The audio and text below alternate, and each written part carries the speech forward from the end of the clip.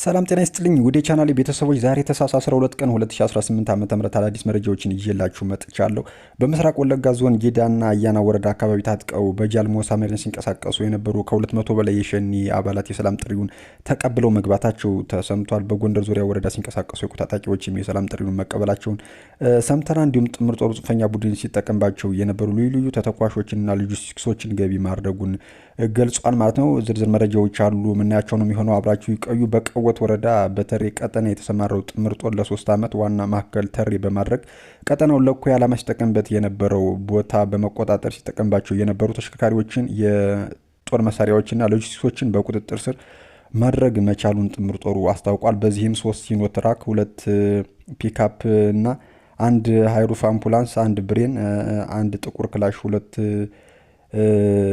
ኖርማል ክላሽ፣ 7 ኋላ ቀር መሳሪያ እንዲሁም ባጃጅ በተጨማሪም በጥቆማ የተያዘ የጎበዝ አለቃና ሎጂስቲክስ፣ 1 የሞርተር ቅንቡላ፣ 1 ዲሽቃ ማስተካከያዎች፣ የመኪና አፓርትመንትና ሌሎች ቡድኑ ይጠቀምባቸው የነበሩ ጤፍ 10 ኩንታል፣ ማሽላ 2 ኩንታል፣ ማሹ 10 ኩንታል እንዲሁም ኩንታል ዱቄት፣ 20 ሊትር ቤንዚል እንዲሁም እንጀራ እና 1 ግሪደር፣ 2 ሎደር በጥምር ጦሩ ገቢ መደረጋቸውን ነው መረጃዎች የሚጠቁሙት። በተመሳሳይ በጎንደር ዙሪያ ወረዳ ሲንቀሳቀሱ ታጣቂዎች የሰላም ጥሪውን ተቀብለው ገብተዋል። በማዕከላዊ ጎንደር ዞን በጎንደር ዙሪያ ወረዳ በሚገኙ የተለያዩ ቀበሌዎች ሲንቀሳቀሱ ታጣቂዎች የሰላምን አማራጭ ተቀብለዋል።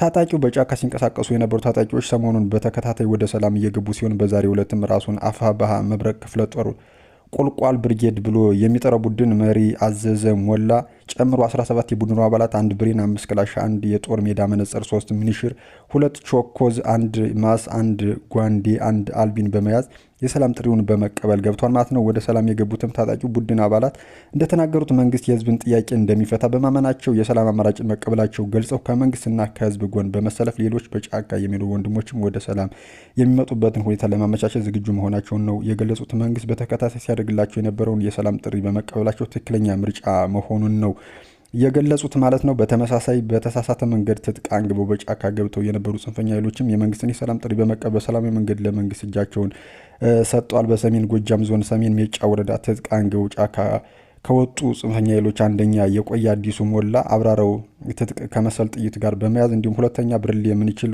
የቆየ በጀሌ የመንግስትን የሰላም ጥሪ በመቀበል የሰሜን ሜጫ ወረዳ ለጥምር ጦር በሰላም እጃቸውን መስጠታቸው ተሰምቷል ማለት ነው።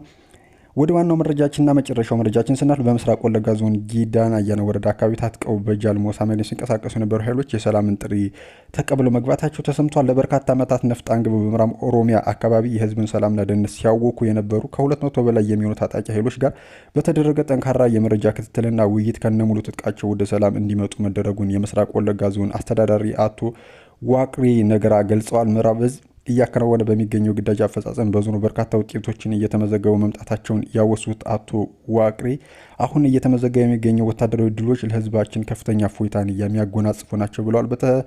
በእሳት ተፈትኖ ክንዱ የማይዝለው ሰራዊታችን ሁሌም በድል ይደምቃል ያሉት የምዕራብ ዕዝ ምክትል አዛዥ ለውጊያ አገልግሎት ድጋፍ ብርጋዴር ጄኔራል ወርቅነህ ጉደታ የዋልታ ኮር ክፍለ ጦር በየጊዜው የሚያስመዘግበው አንጸባራቂ ውጤት የዚሁ እውነታ አንዱ ማሳያ ስለመሆኑም ተናግረዋል። ከቅርብ ጊዜ ወዲህ በሀገራችን የተለያዩ አካባቢዎች ፍላጎታቸውን በኃይል ለማስፈጸም የሚንቀሳቀሱ ቡድኖች የህዝብን ሰላም ለማሳጣትና የሀገራችንን ልማት ለማደናቀፍ ቢፍጨረጨሩም አይሳካላቸውም ያሉት ብርጋዴር ጄኔራል ወርቅነህ ጉደታ የሌሎች ሀገራት አጀንዳ ይዘን ከመጋጨት መውጣት የሰላምን አምባሳደር መሆን ይገባል ሲሉም አስገንዝበዋል። ሀገር የምትጸናው የምትበለጽገውን በአንድነትና በጋራ ስንቆም ነው ብለው መልእክታቸውንም አስተላልፈዋል ማለት ነው። ውድ የቻናሌ ቤተሰቦች ለሰዓቱ የነበረ አዳዲስ መረጃ ይመስላል። በሌሎች አዳዲስ መረጃዎች መመለስ ነው የሚሆነው። ላይክ እና ሼር እያደረጋችሁ እንዲሁ አዳዲስ የሆናችሁ ሰብስክራይብ እያደረጋችሁ ቤተሰብ ሁኑኝ። አዳዲስ መረጃዎችን አደርሳችኋለሁ። እስከዚያው ግን መልካም ጊዜ